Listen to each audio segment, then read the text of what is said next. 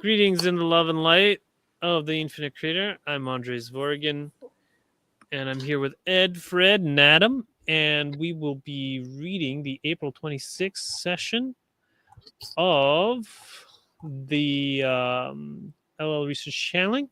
It's about healing exercises for the self, nature of shadow work, designing space for healing, imagining inspiration, precognitive experiences, and kidney stones. I don't know if we'll get through all of that, but also Ed and Fred recently successfully channeled Haton, or were in a channeling group, and so got to chat with Haton. Is that right, Ed? Fred? Yes, that's right. That is actually right. I couldn't believe it. Ed was more the one doing the vocalization. I was just having visuals, but they were very present. I can actually discern. You drew the same thing. You drew the same thing that I saw.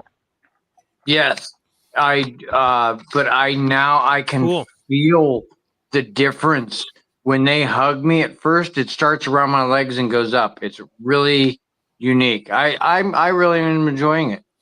Cool. Even in just a supportive role, because Ed has way more energy coming out. He's like bouncing off the walls. No, I know you could never picture Ed bouncing off the walls. But so, what image was it? Are you talking about the a couple weeks ago, or are you talking about something else, Ed? No, because you drew that little round circle with the things coming off it. Yeah. That kind of symbol that you drew, the round circle with the spikes coming off it. Put another circle around the outside.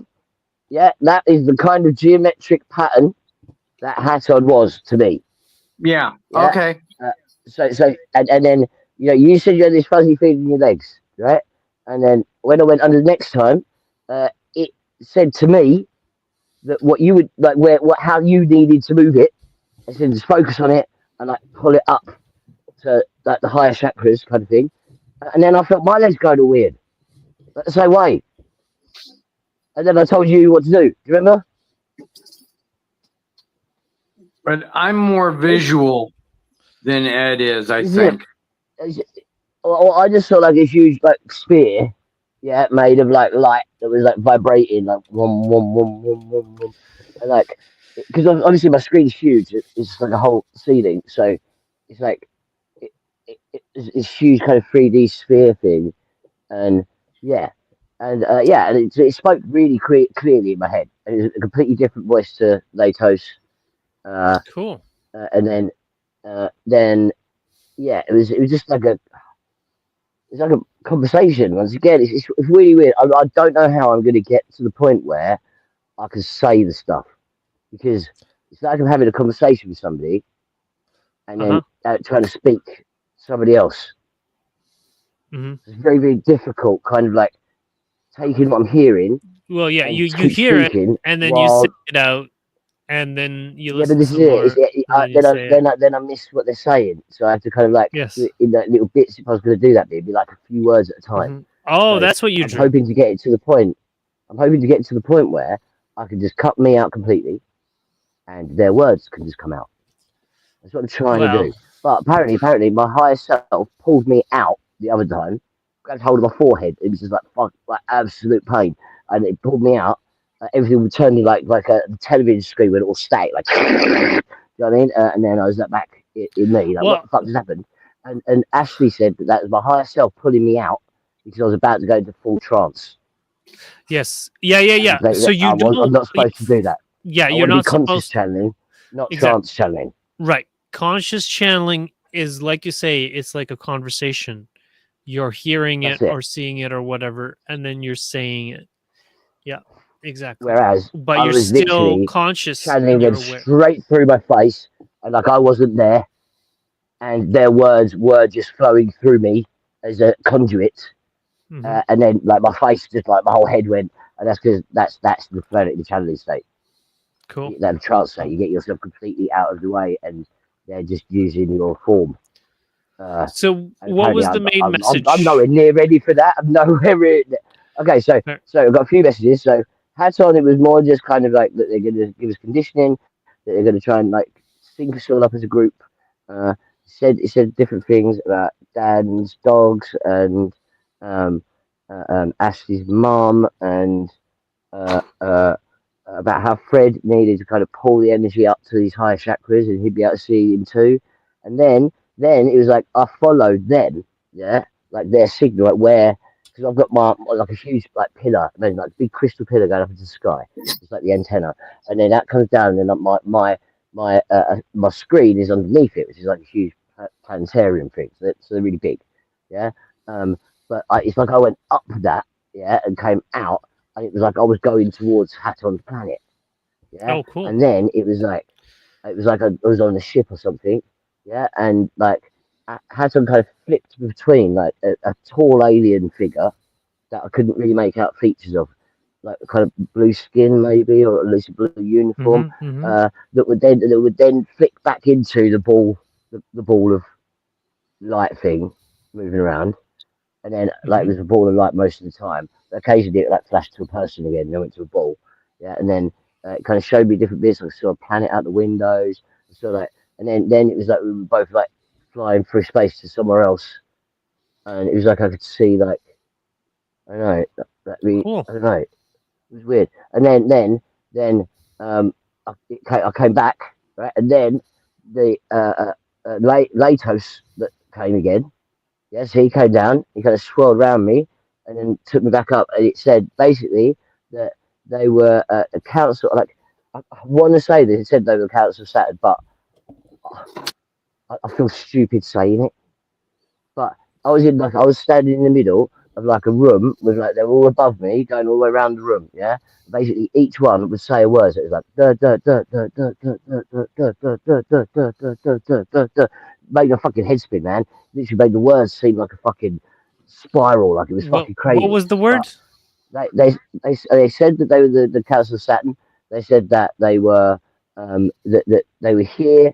I want to say they are the ones that are in control of the synchronistic events on Earth, and they want to congratulate us for positive harvest, and they want to say that we don't need to worry and have fear about all the wars and everything because they're not going to let anything horrifically bad happen to us. That's right? Nice. We're at 4 density now. They are here to help us get further, and they want to congratulate us and say well done, and you don't have to worry, yeah, because we will protect you for anything catastrophic. Amen. Amen. So all is well and all will be well. That's basically it. So then I came back to me and I was like, "What the fuck, guys? You would not believe what just happened." But the thing was, last week before this week, they took me to that same room of the council, and I went round in the room, did all the people, yeah, and then like I couldn't understand what they were saying because they were saying to Latos, they were thanking Latos for bringing me along because I'd be a good whatever, yeah. Right? And then by this point, I was like, "Hey, the fuck, I'm here. Who the fuck are you guys?" kind of thing, and I was all freaking out a bit. And then and that was the first time. Then like, as I was talking, like I literally was just like words coming out of my mouth, yeah. And then that's when that did the head crush thing and pulled me out. But it was all like, it freaked me out because I didn't get to the end of the sentence. I expected the bit where they said they're in control of destiny, basically. And thank you, Lato, for bringing us this instrument. And I'm like, what? And then my head goes and pulled out again. But then I didn't get the opportunity for them to finish the sentence. So I didn't know anything about them. I didn't really know who they were. You know, I couldn't finish the sentence. They got halfway around and I freaked out. Okay, so, cool. So I'm just glad that they were really nice in the end, trying to say something lovely rather than something scary and crap, which is what I thought the last week. I was like, "Oh God, what the hell? Oh God, how have I insulted them? Oh God, and what I've done." But yeah, it all worked out. It worked out quite nicely, actually. Yes. I'm seriously loving the process. It's actually incredible. Mm-hmm. All right, well, I guess I'll start reading here. I'd advise anybody to have a go. It's really, really cool. Anyway, yeah, sorry. Sure. Yeah, unless Fred, you want to read? No, I'm good. Go ahead. Okay. I'm Kuo, and I'm with this instrument at this time. We greet each one in the love and light of the one infinite creator that resides with you all at this time, within each being as you seek to know that truth. We thank you for coming to this meeting, for taking the time out of your busy days and schedules to seek the truth of your being, the nature of reality in which you move in the third density illusion. This is something that we have much appreciation for, where we know what a difficult time that third density is. You must deal with the veil of forgetting the truth of all being one. We would ask that you consider what we have to say today as we attempt to answer your queries as being the best answer we can give. But if it does not ring of truth to you, to reveal to you something that you are remembering and not hearing for the first time, then please set it aside. Take only those words that ring of truth to you, and then we can speak more freely as we attempt to answer your queries. At this time, we would ask if there's a query to which we may respond. Cool. Could you please offer a true healing exercise that anyone might be able to practice? I am Kuo, and am aware of your query, my brother. We look at all the various means by which one may attempt to achieve the healing of the self that seems separate from all other selves. So we have chosen the one which you may utilize in your meditations.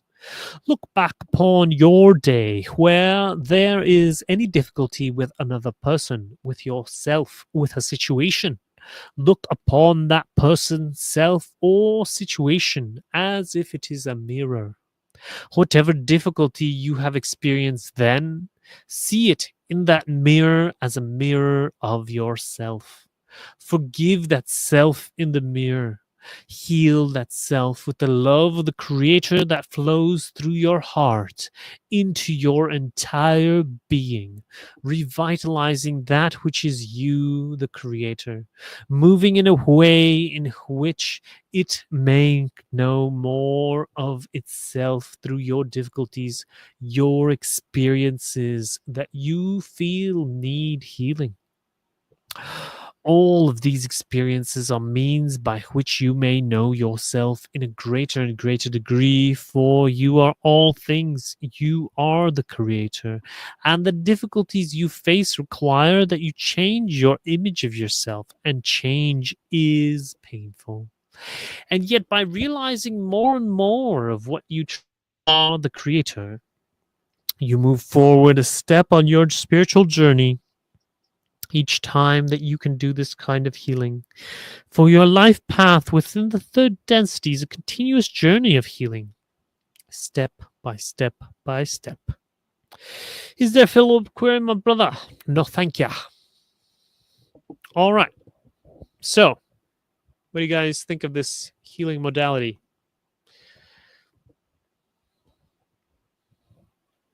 Any comments?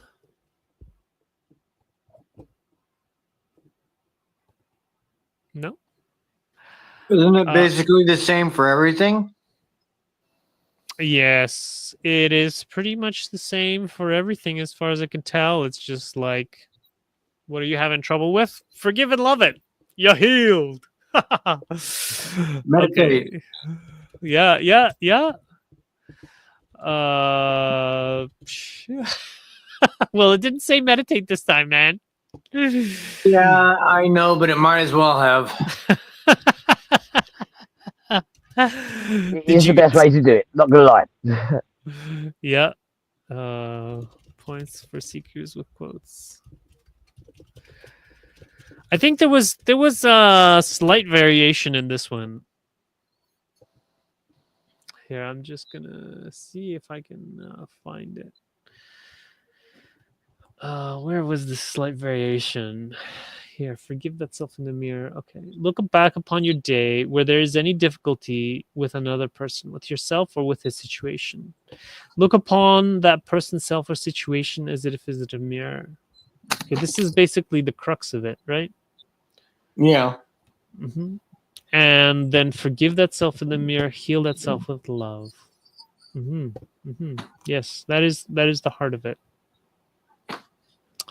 Okay, well, is that look upon the self? Yes. Okay. Well, all right. I don't even know if that's worth posting.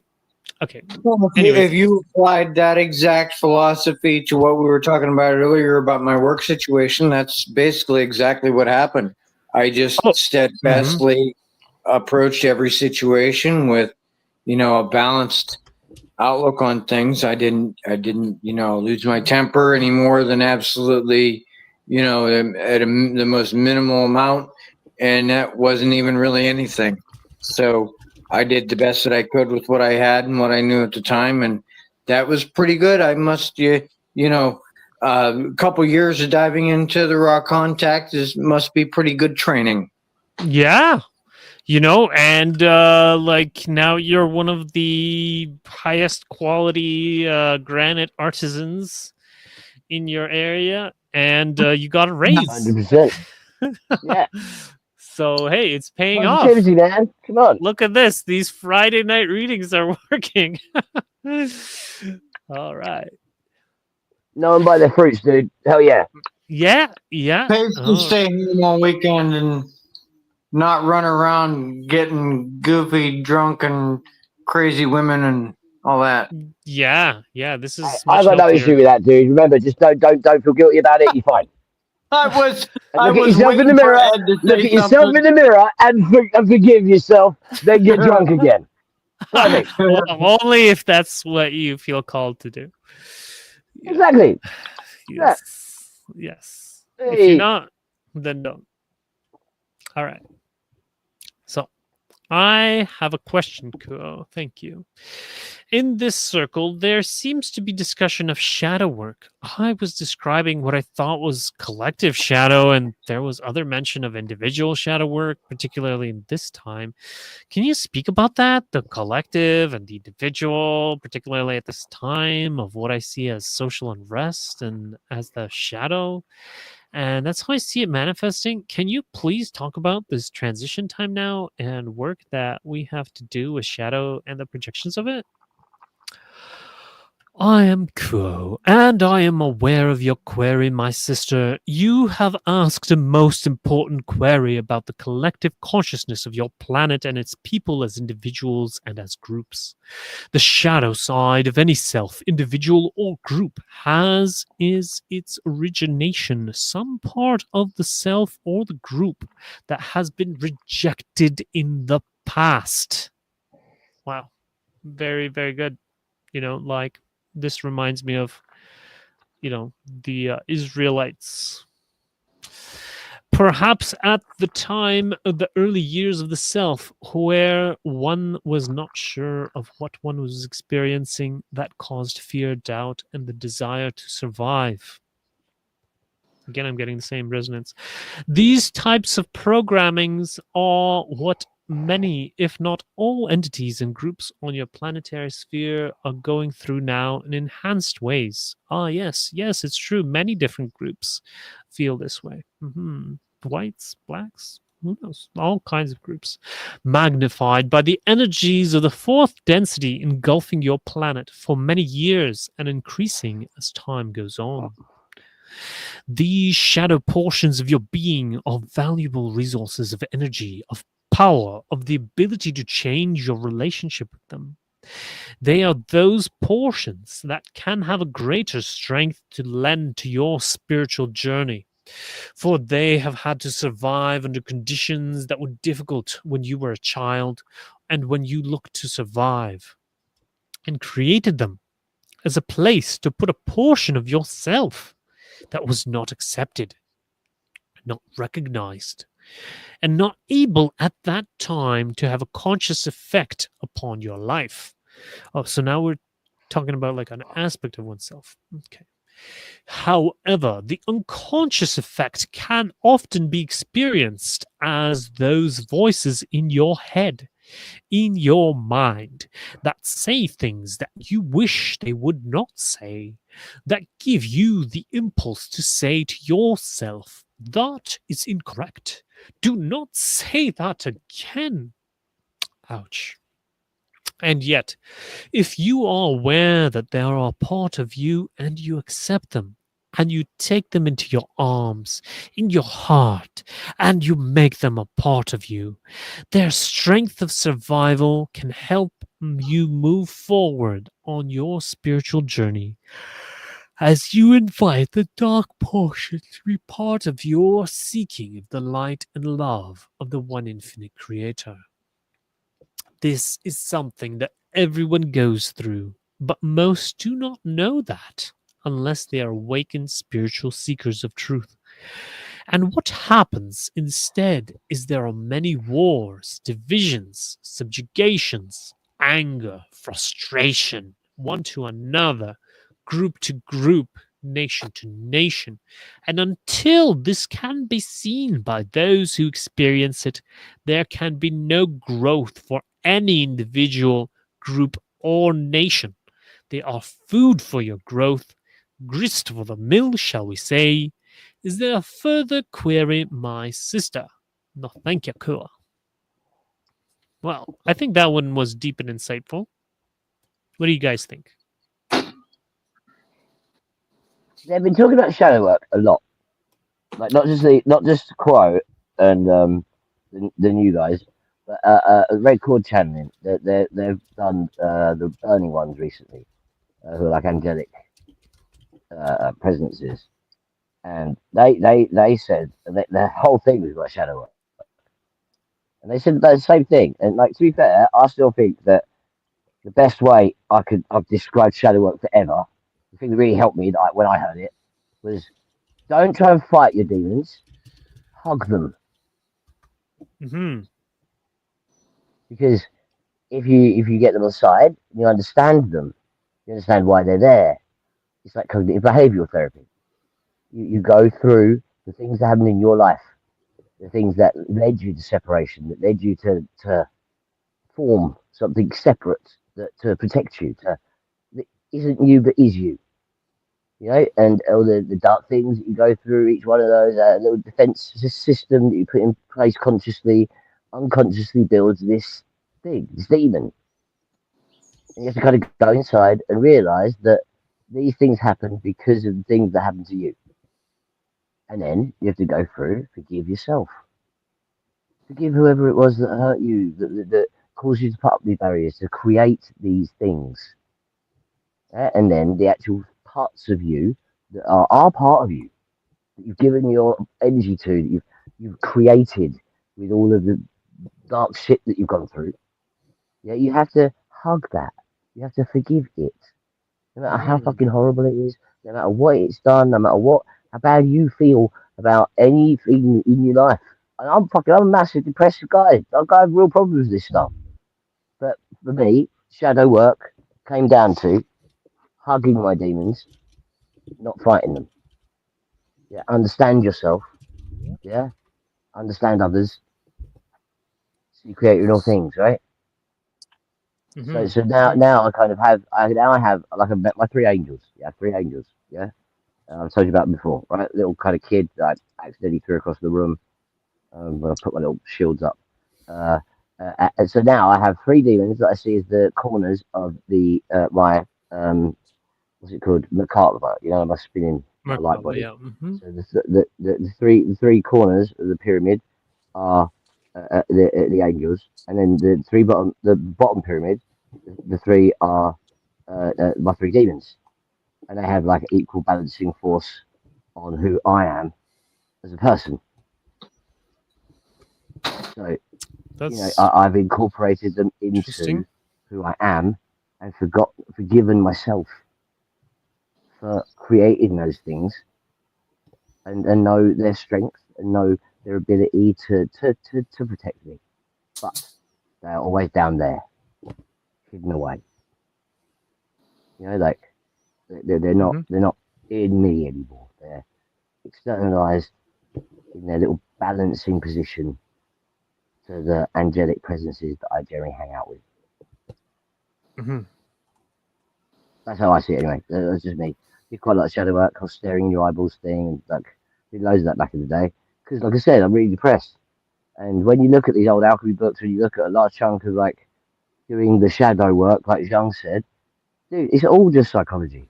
It's like all Jung did was really kind of rewrite out the alchemical method in really fucking crazy German writing.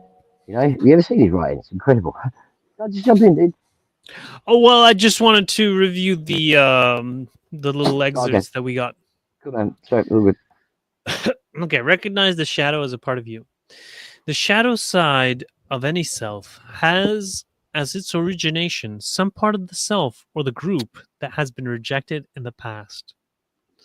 Like for me on the world stage, this is like also the standard CIA modus operandi. Any group that has been rejected by the major group will, get funding and weapons from the CIA in order to try to cause a rebellion or something like that. Like Hamas, was created by Mossad and, the Taliban and all those things. The shadow is not your enemy. It is a part of you, a younger, often frightened aspect that was hidden to survive. Rather than fight it, the journey now is to embrace it. But it's talking about it not as a kind of a group, but rather it's talking about it as a part of yourself. Okay, and then I think this is also this. Yeah, because this is kind of like this ties in with the red cord thing. So the red cord thing, they say that our personal shadows, each one of them that we all have, they all come and culminate to a planetary shadow, as it were. Right, and that planetary shadow, once again, is kind of the balancing force against us being good. So it causes all this shit, but it's part of kind of say Gaia's consciousness, which relies on how we view things. So us doing the shadow work, embracing that, and moving past that, as the guilt and all the shit that he's got to go along with it. That right there, it will heal the planetary shadow, which will stop the wars eventually. But that comes down to all of us doing the work. Anyway, sorry, didn't mean to interrupt. Yeah, and so, but I think that these groups or minorities can also be embraced, rather than being fought, and have their human rights recognized, and that is one of the best paths forward. Like land distribution in the Middle East or something could be a good option there.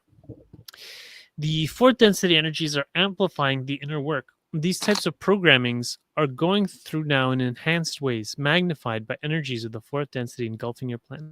The rising energies of Earth intensity, both the light and the shadow, what once could be ignored now surfaces insistently. This is not a curse, but an opportunity for profound healing and transformation. I know another thing that reminds me is I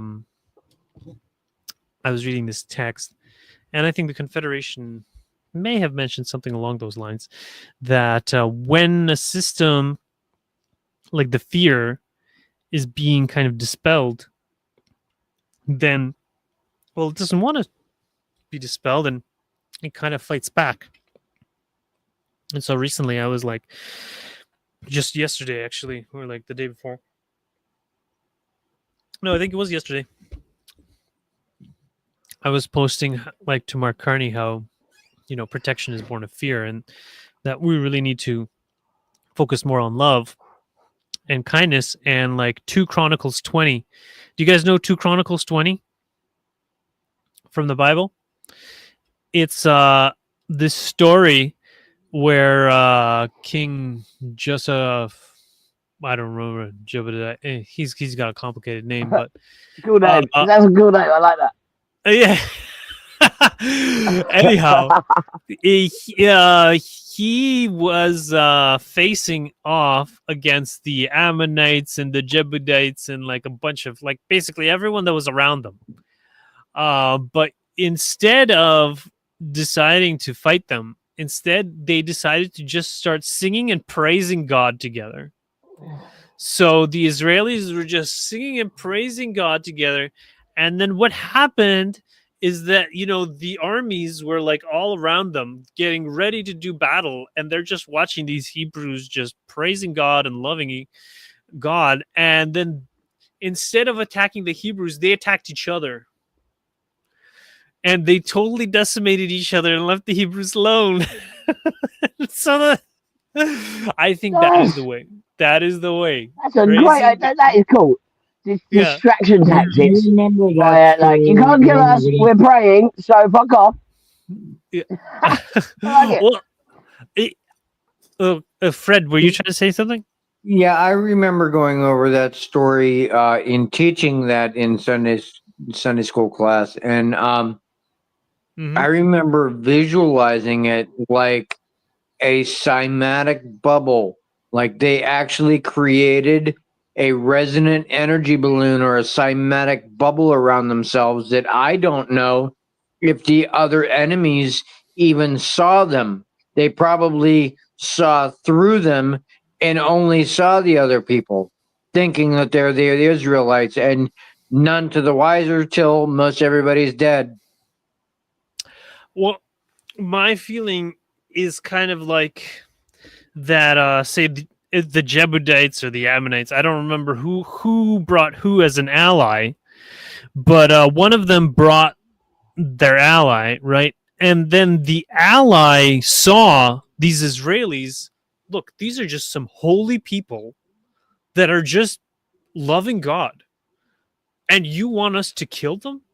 And then they're like, and they know their ally is not a perfect holy person, that they have, like, they're full of sin and they do all this bad stuff, and it's like, and then you're just trying to get rid of these good people, and then that made them really upset, and they decided to attack the people who had called them there to try to eliminate these holy people. I feel like that's a lot of the thing, because I know I've read accounts of like people who are like hired assassins and stuff, and they will like a lot of them will do a background check. They have to find out who it is that they're going to assassinate, and if there's a good person, they will not do it, and instead they'll kill their boss for sending them on a mission to like kill a holy person or something. Well, I thought my job sucked. Yeah. Yeah. Well, there you go. So it's one of those things, like holiness is sacred, and there's such powerful protection of holy people, and then like even when they do succeed in killing them, like Joan d'Arc.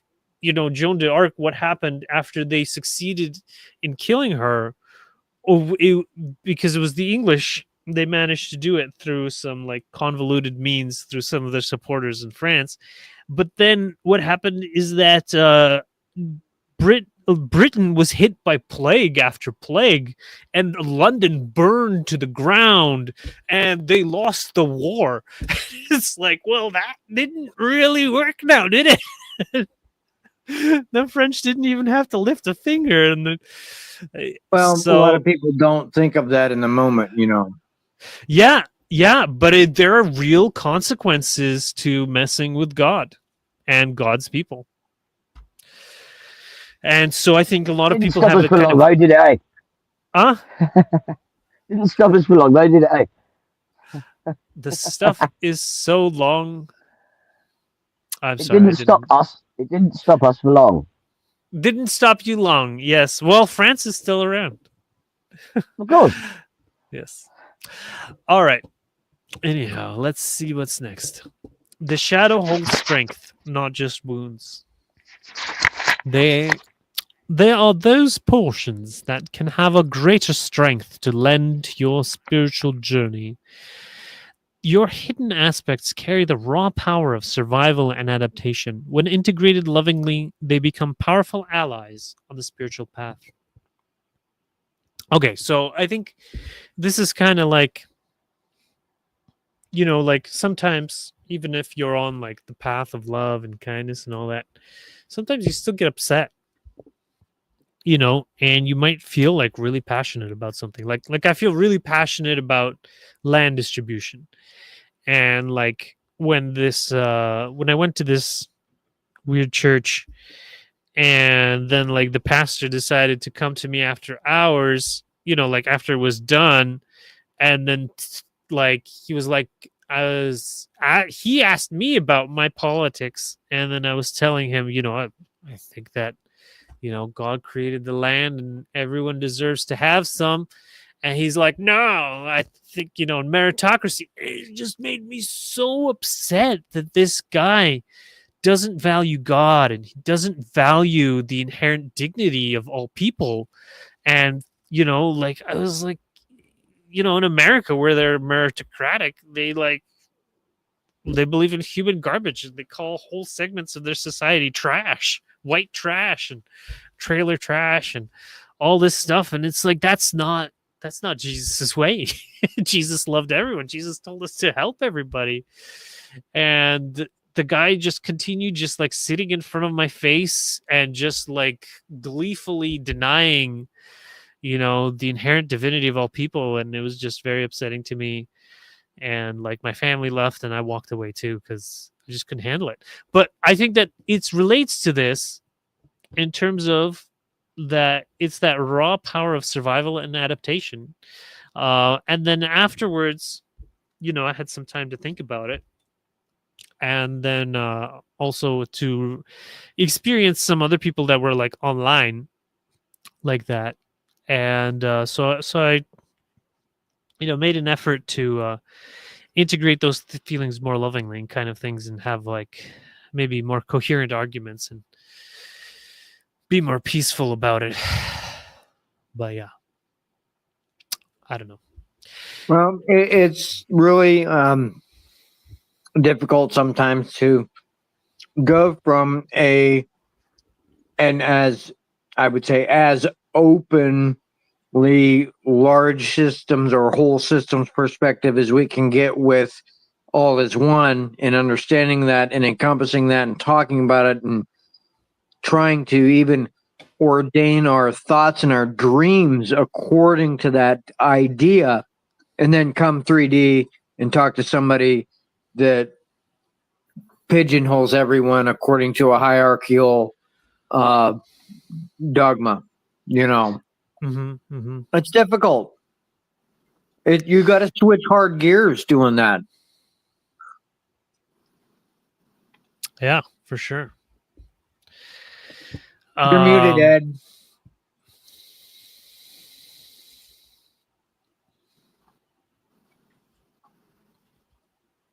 Yeah, we can't hear you.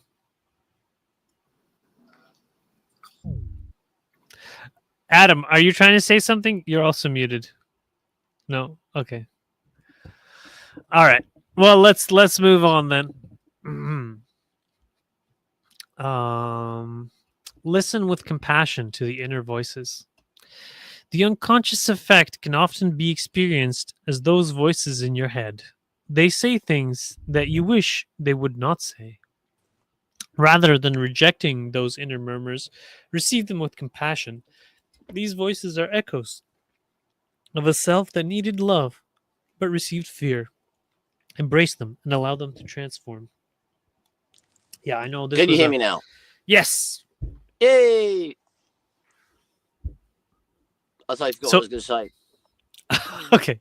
Well, I know that this was a big portion of especially my mid or early mid spiritual I remember journey. what I was going to say. I remembered. Andrii, okay, go ahead.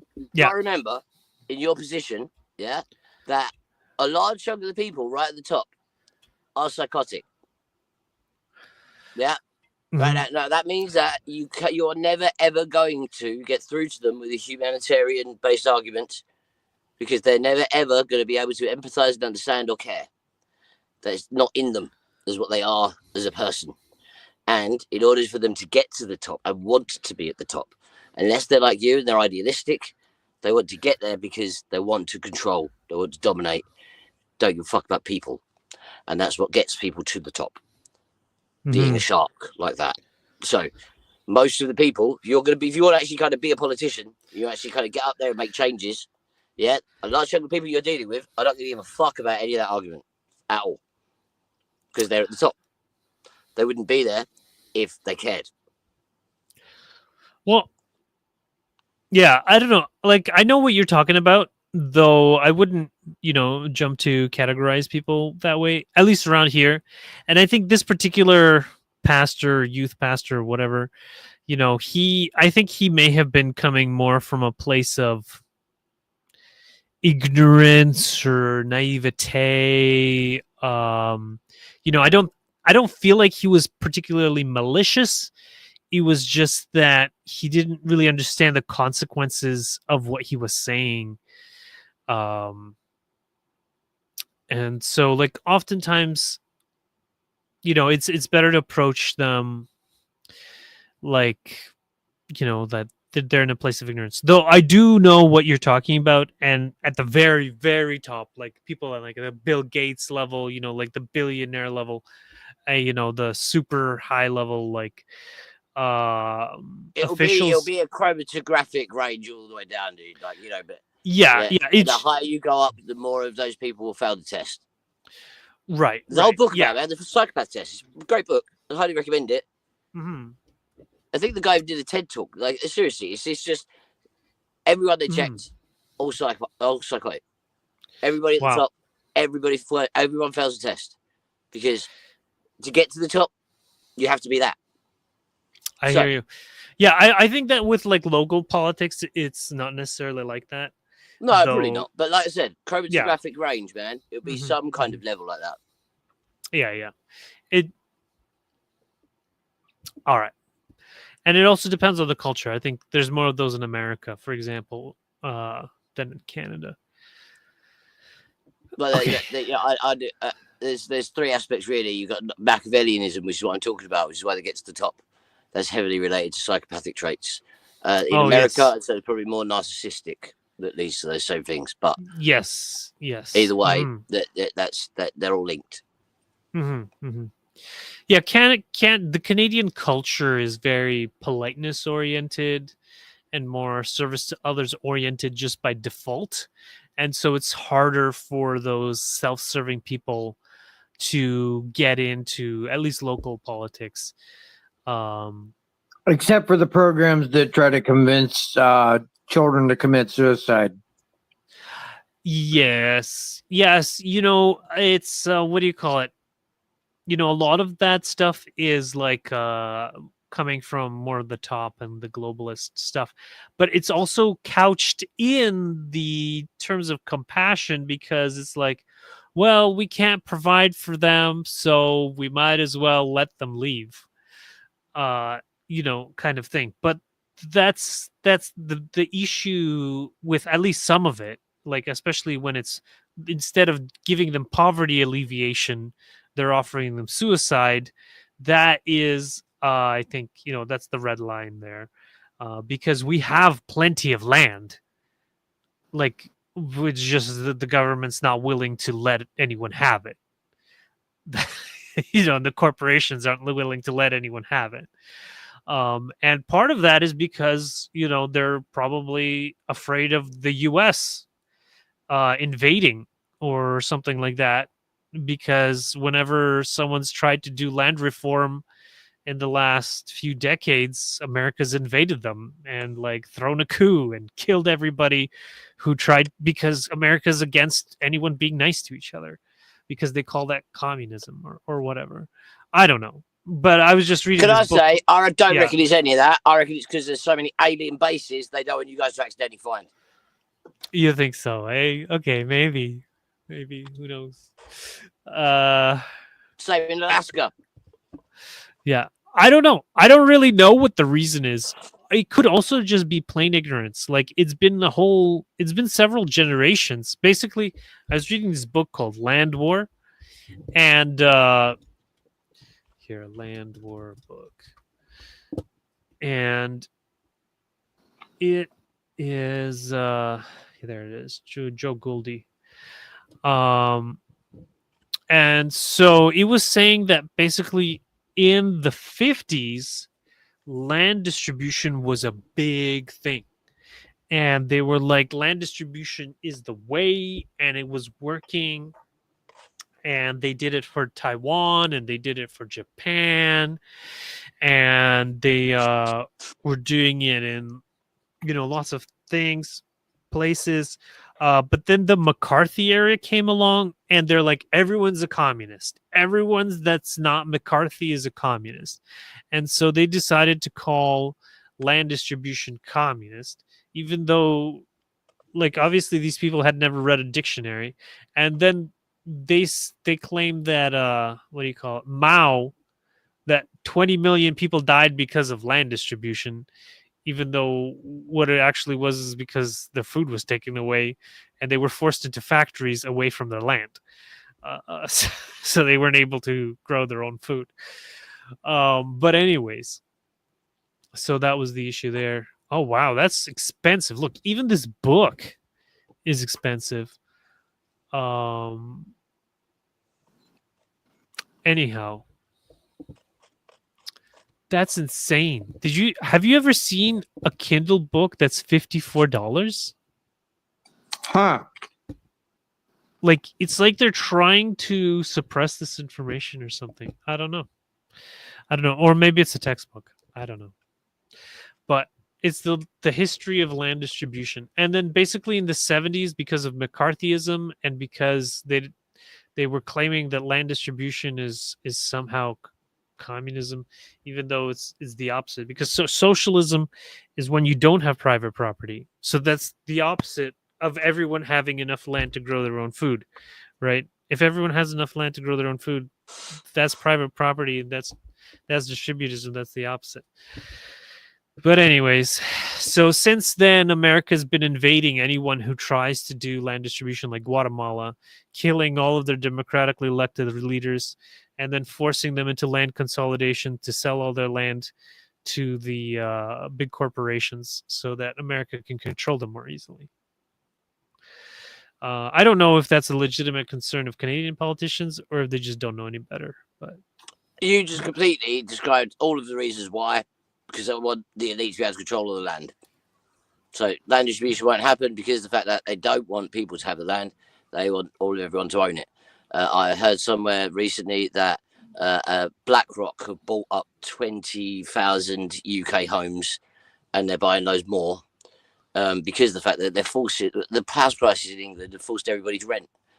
So then, if they're going to buy all the homes, they can up the rent. And it's not like a landlord. This is a huge company. This is like New York. So they're not going to listen to anything and get evicted. You know what I mean? So it's literally like all of the land in England is being privatized.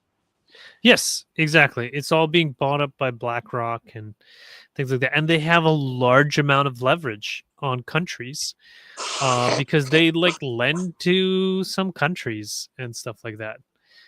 They're kind of on level with the IMF.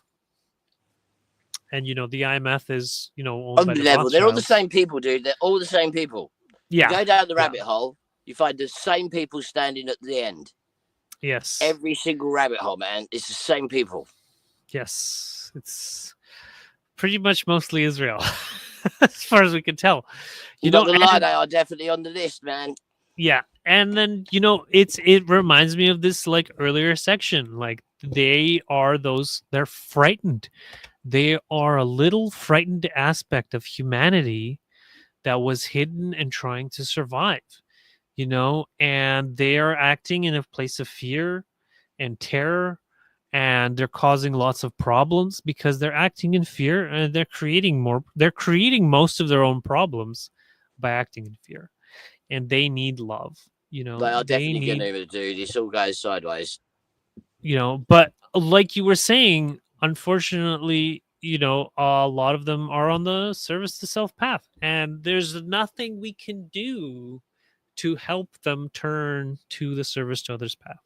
We just, the only thing we can do is not listen to them and their fear mongering and their warmongering, and instead focus on love and gratitude and kindness and be kind to all beings, including them. and let them have enough land to grow their own food and firewood too. Everyone deserves love. Hey, Ashley, how are you doing? Hey, I'm doing well. How are you? Good, good. Glad to hear you and see you. Well, I guess at least hear you. Yeah. Yeah. Glad to hear you too. Great. And see you. So we were just reading and discussing this compassion. So the unconscious effect can often be experienced as those voices in your head that say things that you wish they would not say. Rather than rejecting these inner murmurs, receive them with compassion. These voices are echoes of a self that needed love but received fear. Embrace them and allow them to transform. So for me, that reminds me of kind of like an early middle part of my journey, spiritual journey, where basically I had like started meditation, but then I would be hearing kind of like the echoes of what, say, my teachers told me or what my parents told me about, like, not being good enough and things like that, and various kind of negative self-talk, which was really a repetition of, something that someone had told me earlier that I had read. And then, so yeah, the way to process it is with love. And so whenever I would hear this kind of negative self-talk in my head, I would reprogram it by figuring out what's the positive version of that. Um, like destruction. Instead, I would say creation, and things like that. Instead of like, oh, don't forget, I would say always remember, and things like that.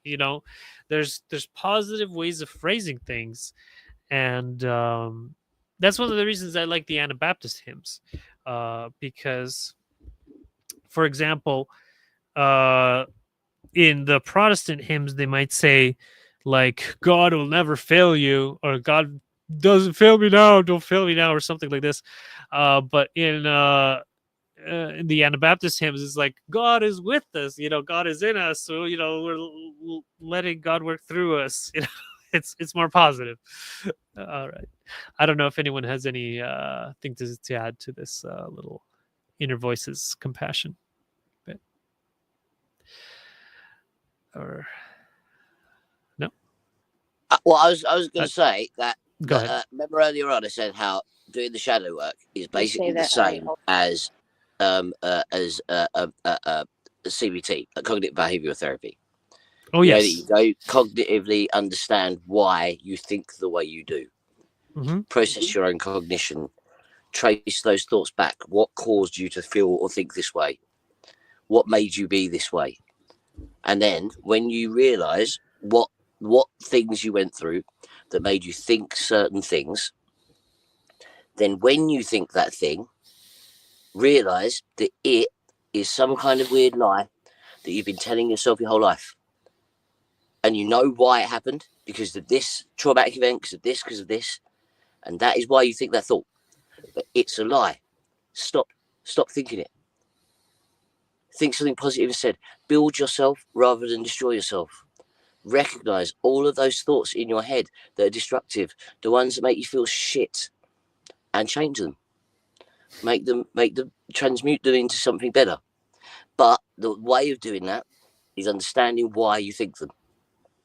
And that comes down to forgiving yourself, forgiving others, forgiving whoever the hell, whatever happened, with love.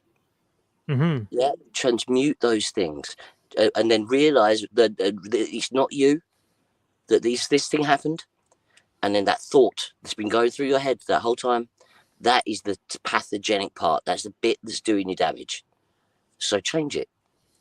But you need to realize why you think it. Why do you think it? Because this thing here was horrible. So why am I still letting this affect me with that thought? So get rid of that thought. I don't need it anymore. It's only damaged me. And that is you hugging the demon. That is you, putting down that shadow and integrating it so that it's not hurting you all the time with those thoughts. Just sorry, Andrei, didn't mean to interrupt. Yeah. I would just add the one caveat that instead of like getting rid of, I would say transmute or transform or something like that, because it's that recognize. Mm-hmm. It is taking one thing and it's elevating it to something else. Recognize it and helping it, changing it, putting love into it so that it's not that thing anymore. I fully agree, man. Transmute's the word. Anyway, sorry, I didn't mean to interrupt. It's all good. Ashley, were you saying something as well? Or no? Okay. No, just agreeing with your process of whatever is shared that's in the negative, you try to find a way to balance it with the positive. And then eventually, I guess, well, definitely you'll have a reversal so that kind of the interior becomes your ally rather than something that, you know, tries to derail your attention and make you feel bad. Very good. Yes, you're right. And integration prevents external projection and conflict. And what happens instead is there are many wars, divisions, subjugations. Until this can be seen, there can be no growth. When we reject our shadows, we project them onto others, fueling conflict. Healing begins within, and as we heal, the outer world begins to reflect unity instead of division. Yes, that's true. Here. And what? Okay, so I'm just looking at a paragraph here. And yet, if you are awake, that they are a part of you, aware that they are a part of you, and you accept them, you take them in your arms and in your heart and make them part of you. Their strength of survival can help you move forward on your spiritual journey as you invite the dark portion to be a part of your seeking of the light and love of the infinite creator. This is something that everyone goes through, but most do not know that unless they are awakened spiritual seekers of truth. And what happens instead is there are many wars, divisions, subjugations, angers, frustrations, one to another, group to group, nation to nation. And until this can be seen by those who experience it, there can be no growth for any individual group or nation. They're food for your growth and grist for the mill, shall we say. Yes, this, like, what really resonates for me, like, I've been seeing so much over the last couple of weeks, is like posters from Israel posting about Iran and Muslims, but about behavior that they find abhorrent, which is also found in Israel. And so it is kind of like they're seeing the shadow of themselves in this other group, but they themselves, they're just looking in the mirror and saying, I don't like what I see. And I've been trying to, like, express this to them, but well, it hasn't really gotten through. Instead, Israel decided to bomb Iran or whatever, but that didn't really help. Like, they're just bombing the mirror. Anyhow, I don't know if anyone has any comments on that, or if anyone relates about this external projection and conflict. I don't know if anyone else has experienced it. Adam? What are you talking about? Like how sometimes people project their problems onto others instead of recognizing it's a part of themselves. Oh, you mean like throwing a riot? Well, what do you mean by that?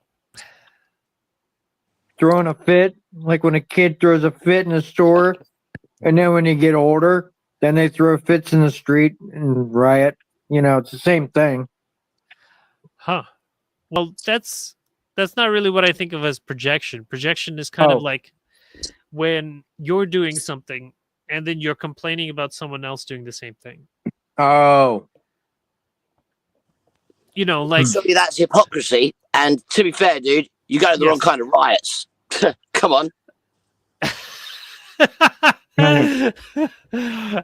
Okay, yeah. Like it's not a rave or whatever. Yeah.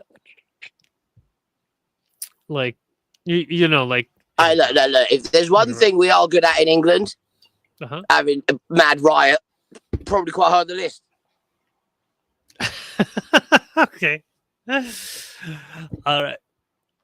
So, Ashley's here. Maybe you can read for us then. Okay.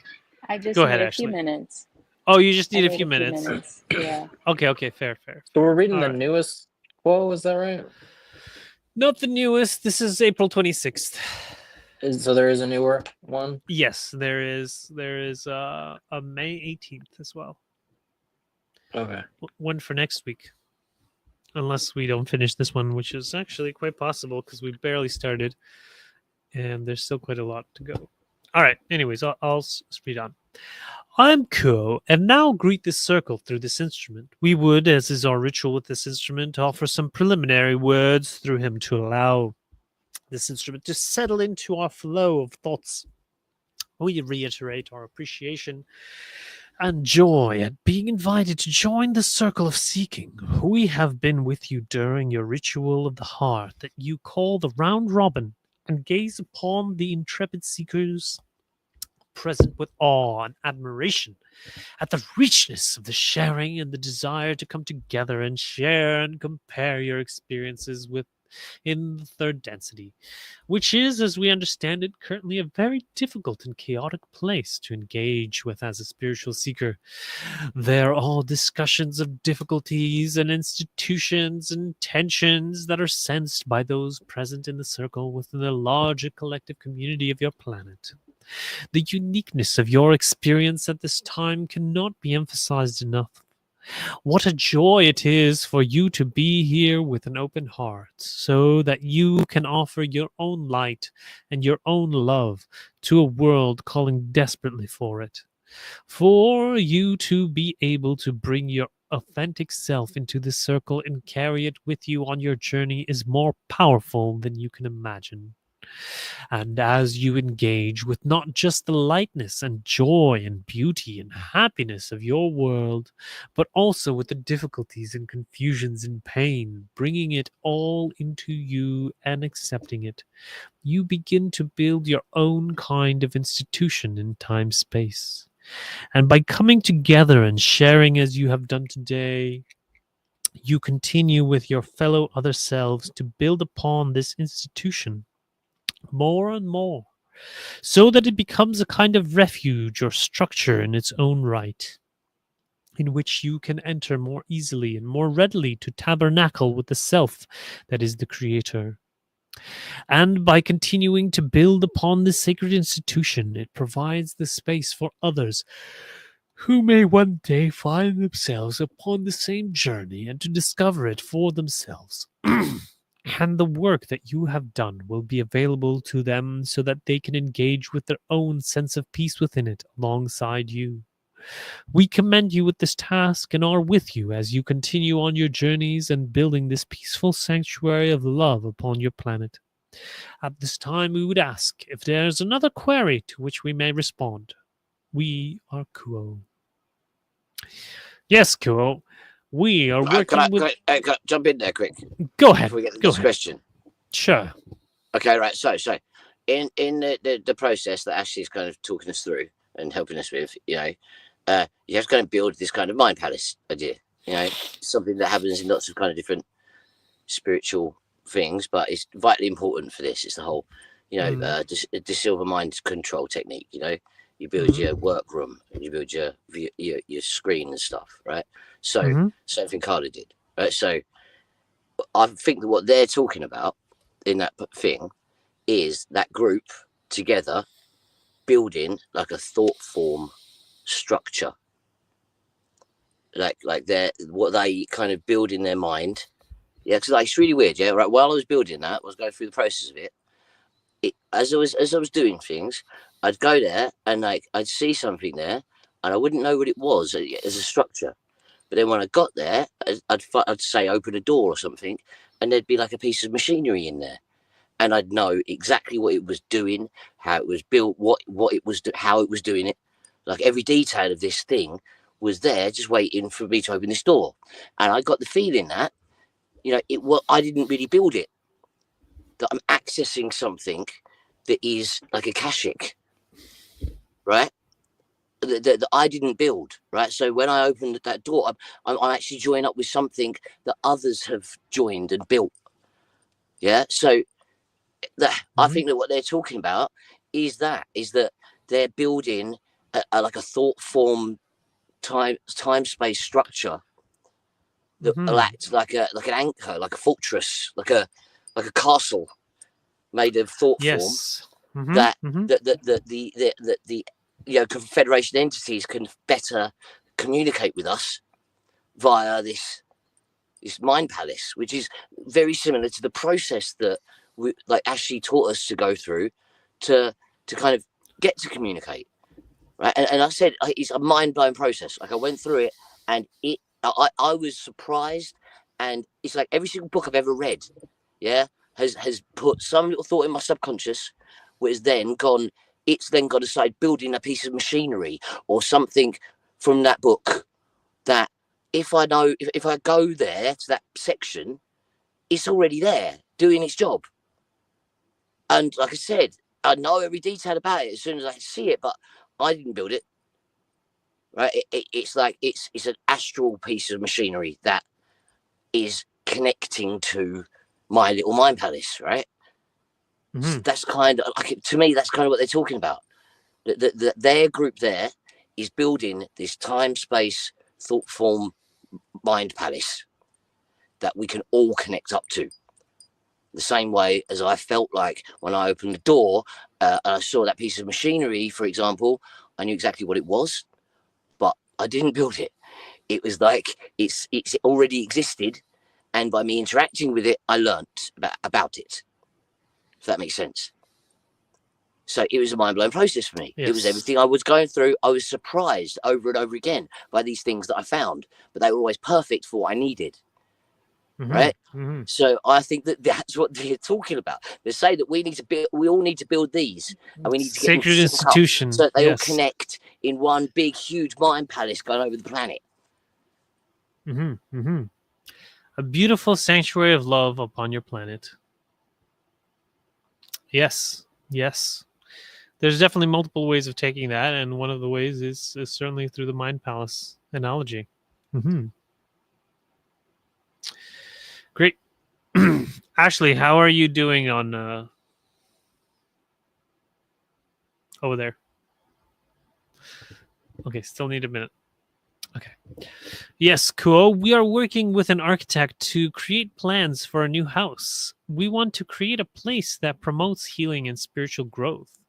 I'm wondering if there's a shape that will facilitate the sort of energy we want to generate. To create a sacred space, for instance, is a peaked roof important for these things because it's like a little bit like a pyramid, for instance? Or does the physical shape of the house not matter at all?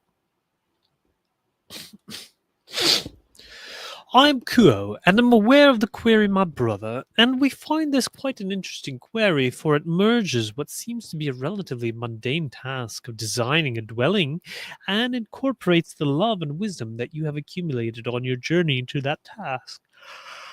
And we admire your attempt to be mindful and deliberate in creating a space not just for yourself, but for other selves to promote the healing of individual and collective. We may say in simplest terms that indeed the shape and the deliberation upon such shapes can be influential in promoting the intention that you have stated. We would point out first that the simple mindfulness that is displayed within this query, the expression of desire to incorporate your heart into the design of such a place, is itself a type of blessing. And if you focus and concentrate on that desire, meditate on it, and bring it into your heart, and allow it to speak to you, you could discover yourself through the faculties of inspiration and imagination, aspects and shapes, and different ways of designing and building that will promote this desire. For you are powerful, and you are the creator. All that you seek is within you, and this is a primary aspect of what we wish to impart upon you, is that the seeking of such answers can be done inside, in your own heart. We would not wish to replace such an activity and such seeking with our own guidance. And thus we emphasize this as our primary piece of advice for you, to allow your own imagination to be primary in this design, and allow the whims of your heart to manifest within these plans. We may speak further, though, for there is an interesting relationship between the geometrical aspects of your space-time and how you can design various structures and shapes, and how that affects the intelligent energy of what you may call prana, or even just the psychological influence that can be imparted upon those entering such a space and upon those working within such a space. In this query, you reference the pointed structure of the roof or ceiling. We would offer simple clarity that any such structure that arrives at a point near the top or a dome can act as a type of funnel for intelligent energy. And this can be incorporated into various rooms or spaces in which you wish to be deliberate in emphasizing and exacerbating the already innate intelligent energy and life force within yourself and within others. I see. So this is for any structure that arrives at a point near the top or a dome can act as a type of funnel for an intelligent energy. Very interesting. Can I just jump in here? Yeah, Yeah, sure. You know, I was talking about a little mind palace. Right? Yeah. The main room, the main screen room for me, yeah, is basically a huge, a spiral-shaped, essentially bell-shaped cone that goes to a huge spire, crystal spire that goes up. Yeah, that goes then down. Yeah, and then it creates like a bell shape like that at the bottom. Yeah. I sit down here. Yeah, inside the building. Yeah, and the spire acts like an antenna to take the signal down. Yeah, so then it's displayed on the ceiling like a huge planetarium, huge dome-shaped planetarium, and I see the entity displayed on the screen on the ceiling. But it is exactly what they described. And may I just say, I didn't think about that. I turned up in my fucking inner realm, and it was there waiting for me. And it's exactly what they described, and it does exactly what they described. Yes. That's awesome. And it reminds me of the Orthodox roofs. It's like a dome with a spiral thing. You see? Open view image. I was well expecting them to go straight into what you need to do is research Tartaria. That would have been awesome. That would have been great. Yeah, here, look, see, it's a spiral, and it's a dome, and it has the spiral on top. Okay, so if you imagine, yeah, that same shape, but made out of crystal, and instead of it having the cross on top, just having an insane high spire that just keeps going up for ages, like super high, like poking out the top. Yeah. It's so mad because I would not have picked that. Do you know what I mean? And then inside the dome, yeah, if there's no focusing on the screen, it is crazy ornate, and it's got a viewing area going around the dome, where when I call in my guides and my entities that help me and whatever, they kind of funnel in. They all sit around the edge like a viewing platform. Well, that's really mad. I didn't expect there to be legions of them. I thought there'd be one. Yeah, there's also the Taj Mahal. It's got a dome. Put Tartaria, dude. You see domes everywhere. Tartaria dome. Yes. Well, because it was a Muslim. The Tartaria.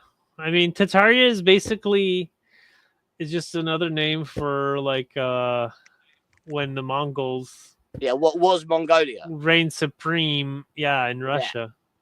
Yeah. But if you look at loads of the influence that's supposed to have had, and where did they go, and all these other questions, a large chunk of that kind of architecture is blamed on them. Not blamed, as in they were supposed to be the architects, and that's why we don't really build stuff like that anymore, because they were the ones that taught people how to build it, and then we got pissed off and destroyed them all, apparently. Mud flood and all that. Yeah. So Gary and Trish are talking about building a house. Is that right? Yeah. That's what it sounds like. I thought it was very interesting how they said, well, when you're building this house, make sure you include to be having others at this house very often. It seems they were like, don't build a house like selfishly just to have a house built, but like build it because you're gonna use it for a positive because you're gonna have so many people there. Yay! Great. Yeah. I'm just seeing Seeing the Russian Tartarian buildings. Well, so here, like they have them. This is the early ancient times. Well, for them, anyways. This was in But this is the 9. point. Like This if is you look at before the maps from, like, Tatars. the 1620s or something. There's a huge area of the map that covers a large chunk of North Asia. Yeah, that is called Tartaria. Yes, And yes. it's all got buildings like that. Yeah, and apparently we, the rest of the world, or like at least the West, are already pissed off, turned up and just destroyed them all. Yes, and whacked them from all the books, so no one even knew they existed. And now that's why we don't build buildings like this anymore. Yeah, but this is the anyway. pre-Mongol period. See, this is the pre-Mongol. Before that. It was way before that. In fact, the Mongols were probably not actually the main influence. Yeah. Anyways, in Ukraine, what do you call it? Tatar is just it's one of those. It's a cultural slur for Russian people because they're trying to degrade them by calling them Tatars. All the Tartarians that were wiped off the map. Right. Well, anyways, I hear you. Where were we now? Let's at least finish this reading because we're almost at the end here. Pointed structures. Okay, we would advise caution in such a design and ask that you review information that we of the Confederation have given through this group and other groups as to the specific geometric aspects of what you call the pyramid. We would further advise that designing a simpler type of dwelling or structure that does not create the highly magnified and highly intensified types of funneling of intelligent energy and light, unless you come to the realization of your own desire that you wish to dedicate yourself to learning and understanding the very subtle and influential aspects of pyramidal design. The funneling aspect can be utilized in a simpler but very much effective way.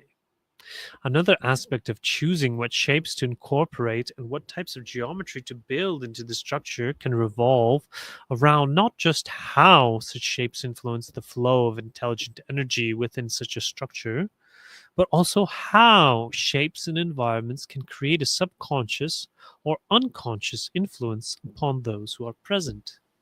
There are many ways that geometry and flow of space-time shapes can cause an individual to enter a certain state of mind, a certain type of receptivity that would be effective and allow for more open healing and more open tabernacle with those energies sought within such a space.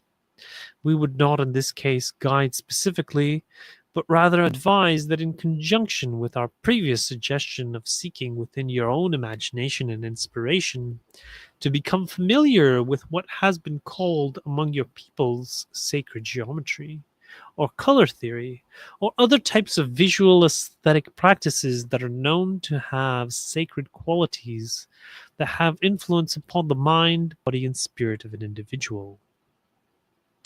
Is there a follow-up query, my brother? Well, thank you for that. Actually, I do have a follow-up.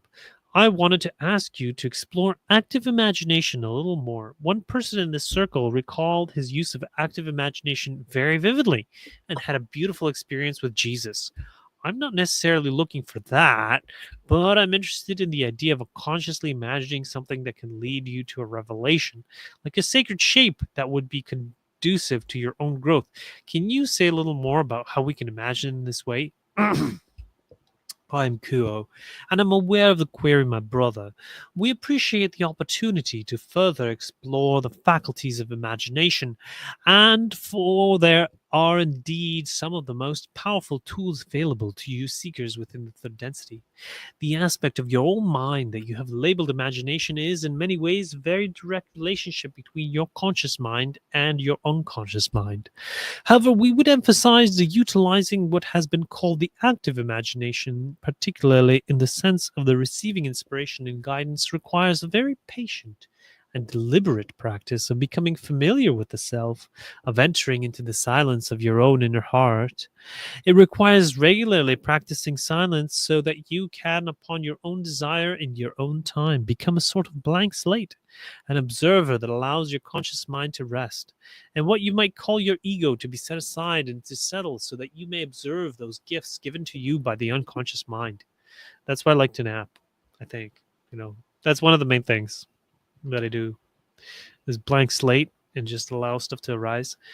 Because the intervention of the conscious mind and the ego that wishes to understand, that attempts to discern and judge and pick apart and package your experience in certain ways, often shuts down the faculty of active imagination as you have described it. Ed, go ahead.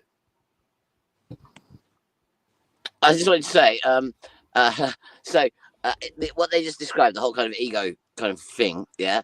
Last night, yeah, I had kind of one of my little concoctions, had my kind of, what's it called, sensory deprivation tank bath thing, and just laying there, floating and, disappearing into myself. And I did this whole meditation of, like your body's the salt. Yeah, and you dissolve the salt into the mercury, being the mind. Yeah, and then from the mind, you then distill out the ego into you leave it behind, and then you enter the spirit. And then you have to do kind of solveic the cure, like bring the spirit down through you to the heart, or to the body, like the tarot card. So then. So as I went through that, yeah, I actually fully felt like a full separation thing. It was like when I've astral projected or something, like fully like rolled my body out of my body, yeah. And then it was like I was observing my conscious thoughts from outside, in a place of like no judgment, no whatever, but understanding me as this separate thing here. You know what I mean? And then it was this whole idea that I was in that spirit part, and I needed to learn, and I needed to soak up the white light and the beautiful place that I was in, and then bring that back down, like coagulate that down in and back into my body. But there was this whole point where I was watching myself as the ego, and just with the unconscious watching of, and like this, it's like I took myself and I kind of pulled apart all the different layers so I could see each layer lined up, and from that position I could see yourself, who I was, if that makes sense. Go on, Fred. Like a third person view of yourself. Exactly, but witnessing my thoughts and how I think them, and then being able to to completely see that as a separate me. Yes. That's a standard thing in that's the 6th level of Vipassana. Or I have to say, I've had it lots of times before. One of my favorite meditations that I've done to do that is the skeleton meditation. Have you ever done that? It's where you essentially imagine yourself completely dissolving. So every single part of you dissolves off, and you've just literally got the skeleton, and then you rebuild your body to the proper astral model, so that and then essentially the point is that your brain's gone. There is nothing. There is no you. There's no ego. There's no nothing. You are gone. And then as you build yourself, you rebuild the ego that you want to be. You rebuild the body that you want to be. You rebuild the person. You can rebuild the life that you want to have. So that when you come out of that meditation, you've set up manifestations to happen, and you've cured illnesses, and you've made yourself feel stronger and You know, because you've rebuilt the body. This is a brand new body, brand new ego, brand new person. Mm-hmm. Mm-hmm. You know, and so I've done stuff like that loads. But this idea of watching the separate you and analysing the you that you are in real time thing was incredible, and it was only last night, which is why I mentioned it. I'm not going to go through the big concoction of stuff I was on, because then people will think, oh well, you were just tripping balls, Ed. Well, like, yeah, you know, to our viewers, you can certainly get into the witness mode of observation in a fully sober state. It's one of the levels of meditation. That is true. That's true. To be fair, though, I don't think standard in Buddhism. Yeah, I just don't think I've ever really got there. It was always that fourth rule in Buddhism. You know, there's the five. What's it called? Oh, they're called the first kind of 5 rules. It's like you don't hurt people, you don't kill, you don't do this, you don't do. And the fourth one is you don't get intoxicated. Yeah, and then the fifth, I do all 4 of those all the time. That is how I live. Yeah, but telling me I can't be intoxicated, I'm bloody English. It's unfair. I hear you. I'm just saying. You know, and we forgive and love you unconditionally. Well, that's what I'm saying, and I know that you guys do. You don't judge me. You know me. You know that I see those tools as what they are, and like Ko said, you know, as long as you're doing the inner work to match those experiences, you know, it's that old saying, you know, you can't just eat the mushrooms. You know, you have to do the inner work to learn how to get to that place. They're just a doorway to show you how to.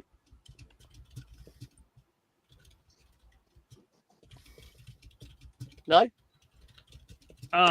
Sorry, I'm just trying. Fred? No? I was just saying, like, we forgive and love you. That whole one where Quo addressed, like, you know, the plant medicines and how these things work, right, was one of my favourite channelings there I've it ever is. done. Yeah, it was one of my favourite ones because they here we go. Oh, sorry. I found it. So, the 5 precepts. Precepts. That's what they're called. Precepts. Yes, precepts. Yeah, but I was talking about the stages of meditative insight. So raw sensation is the initial unfiltered experience: heat, tightness, light, tingling. Preconceptual and immediate. Perception, labeling. The mind adds a label or interpretation to the sensation, such as pain, pleasure, itch, my back hurts. This is where the attachment or aversion often begins. Reaction or emotion, sankhara. An emotional or mental reaction arises: desire, irritation, fear, craving, etc. The forms the seeds of the karma and habitual patterns. Thought or story, vitaka, vikara. The mind begins narrating. It's always happening to me. I wish this would stop. Now the self-identity becomes involved. Awareness or witness. At this stage, the meditator is aware of all of the above without clinging. The awareness is pure, spacious, and detached. It observes the sensation, the thoughts, and the reactions without becoming them. And I think that's what you're talking about. That's exactly how I felt, dude. It, like, full on, exactly. Like, it was like I was not that thing, but I knew and felt everything of that me. You know what I mean? Yes. So that's chitta or vipassya. And then there's non-dual presence, insight, pana. Here the illusion of separation begins to dissolve. The meditator sees that the witness, the sensation, and the story are all patterns of consciousness, and there's no self, just flowing awareness. Oh my God, that's so fucking true. That is exactly it. Because after that, it all just kind of went into crazy fractals. Yes. So there you go. You were in pana. And the fractals were made of repeats of me. Building on one another, like, which then built like structures made out of instances of me. It was quite crazy. Yes. All right. Great. So I think it's past 9 o'clock already, guys. Oh well, I'm sorry for chatting those. I'm sorry. I was really That's excited. Fine. No, don't blaming anybody. We love your contribution. It's just I'm pretty tired. So I'll be heading out now, guys. Love you. Any closing thoughts or remarks? This has been a good one. Sorry, I've chatted loads. Love you guys. Good one, and we'll I wish I would have it. come sooner. Oh, okay. Well, next time. I don't think I have anything scheduled next Friday, so be able to do this. Okay. So, as I found you and leave you, in the love and in the light of the one infinite creator, the one within you and all around you, go forth therefore rejoicing in the infinite power and the infinite peace of the infinite creator. Adonai Vasubaragus. Oh, my friends. Adonai. All right. Ended the stream.